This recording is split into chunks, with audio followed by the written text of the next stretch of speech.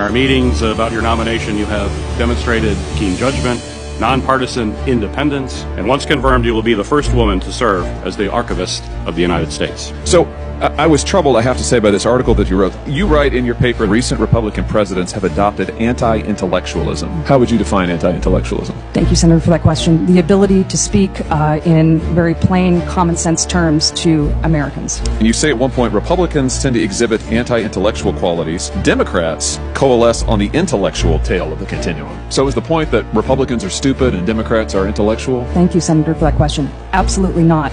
Interesting. It's a piece on rhetoric, but you attribute part of the anti-intellectualism of the Republican Party to the rise of the religious right. Because those voters are stupid? Thank you, Senator, for that question. Absolutely not. I look forward to welcoming all Americans to the National Archives. Do you think that people who voted for Donald Trump are anti-intellectual? I would not make any judgment on the people who voted for President Trump or any other president. You characterize President Reagan as having, quote, less than impressive intellectual capacities. You said Reagan engaged in intellectual posturing. So in other words, it's dumb. Thank you, Senator. Absolutely not. That was a perception. I'm sorry, it's a perception by whom? By you? You wrote about it. That is a perception, but actually in the article, because... You say Reagan's less than impressive intellectual capacities. That's presented as a factual statement. Mm-hmm. You don't even cite for it. I have your article. Don't dissemble in front of me. So that's not your view?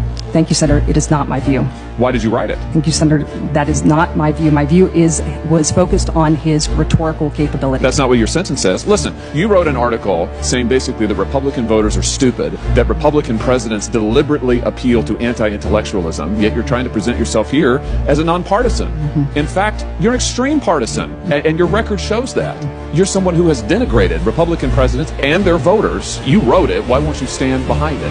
Thank you, Senator. I will stand by my nonpartisan service. We have seen what happens when you have political activists in the position that you are up for confirmation for.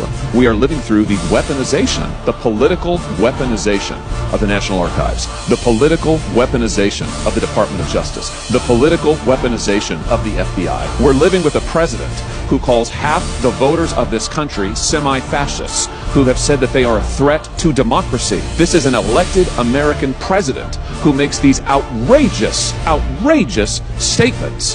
To have you up for confirmation for this position, which has become very politically charged, and here you are talking about the anti-intellectualism and frankly stupidity of American voters. Thank you, Senator. I stand by my record of nonpartisan service